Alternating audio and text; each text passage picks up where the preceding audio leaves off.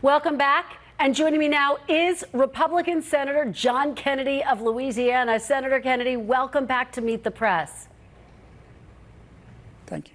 Thank you so much for being here. Let's start off with this case of Mr. Abrego Garcia. You heard my conversation with Senator Van Hollen. The Justice Department called the deportation of Mr. Abrego Garcia a, quote, administrative error.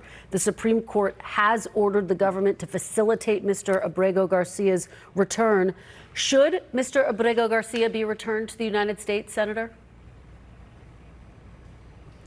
Well, Chris is my friend, and I respect him, and he's certainly entitled to his opinion, but in my judgment, he is utterly and gloriously wrong.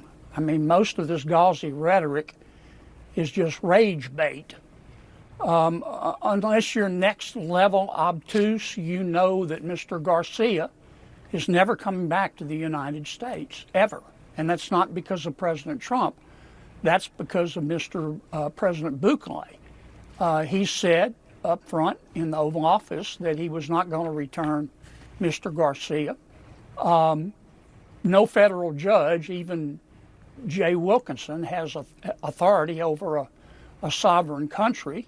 Besides that, it should not go unnoticed that Mr. Bukele is much closer to President Xi in China than he is to President Trump. Xi is spending billions of dollars to build infrastructure in El Salvador, and I wouldn't be surprised if they've discussed this case. The final point I would make, whether you agree with it or not, is Bukele hates MS-13, and Mr. Garcia allegedly is a member of MS-13. The other point I would make is that Chris says Mr. Garcia's had no due process. He's been in front of 17 judges, some of them twice, probably $5 million worth of legal fees, and he hadn't had to pay a dime. Final point I'd make, look, this was a screw-up, in my opinion. The administration won't admit it, but this was a screw-up. Mr. Garcia was not supposed to be sent to El Salvador. He was sent to El Salvador. The Democrats saying, look, you know, we told you Trump is a threat to democracy. This is going to happen every other Thursday afternoon.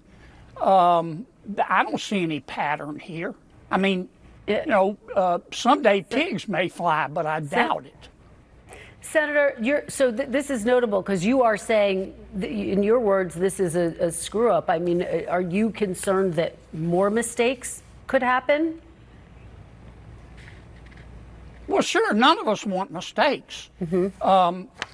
Mistakes bad. Doing it right, good. Yeah.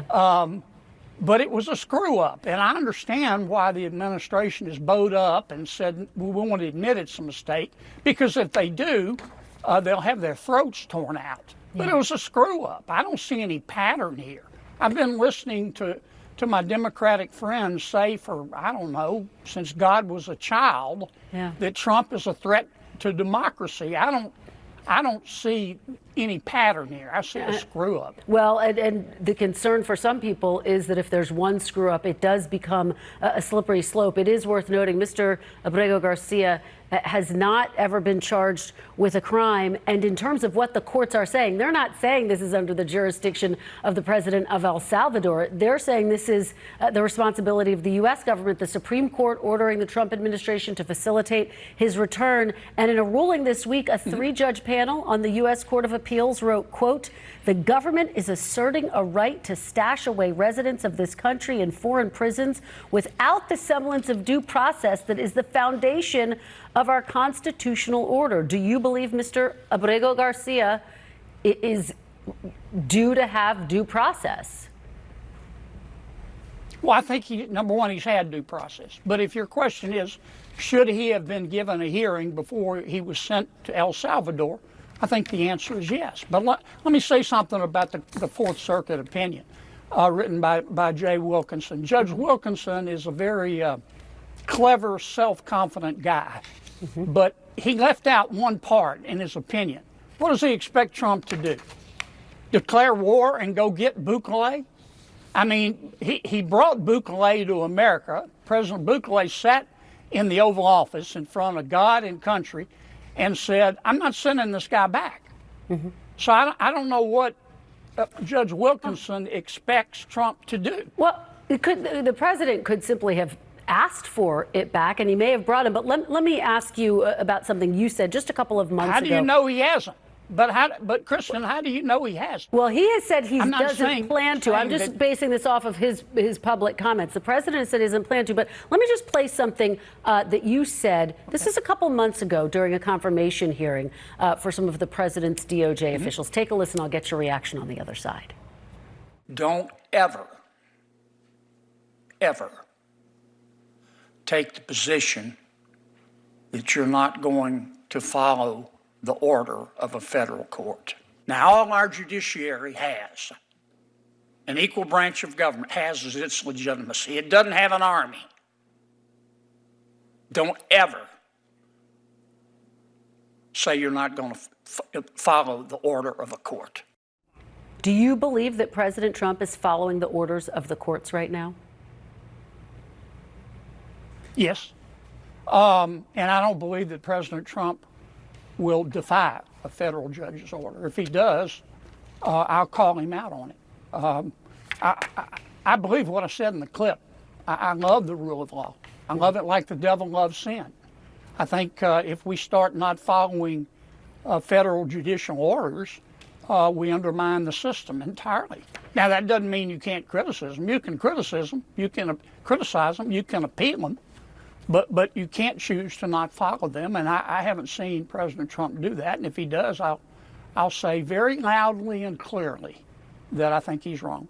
Okay. Let me ask you about something else President Trump said this week. He said he would like to send what he called, and I'm quoting him, homegrown criminals, meaning U.S. citizens, to foreign prisons like the one in El Salvador. Senator, do you think the law allows the President of the United States to send U.S. citizens to a foreign prison?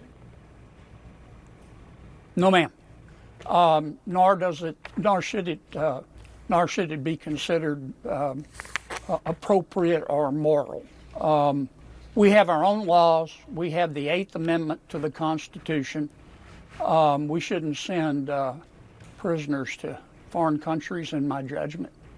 Okay, let me switch gears here a little bit, ask you about President Trump's agenda, because I know y'all are going to be very focused on that. Senate Republicans split right now, Senator, over whether to allow tax hikes on wealthy Americans as a part of that budget bill that you're trying to pass.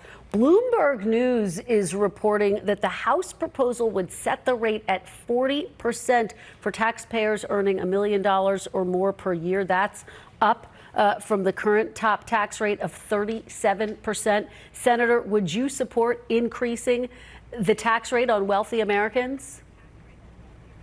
I'm not sure yet. I'd like to see the language. Here are my thoughts, Kristen, generally.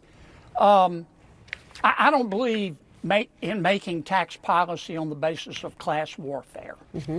And I think the people who are raising this issue, they're entitled to, of course, but they're asking the wrong question. I listened under President Biden, my Democratic colleagues for 4 years asked, who needs to pay more in taxes?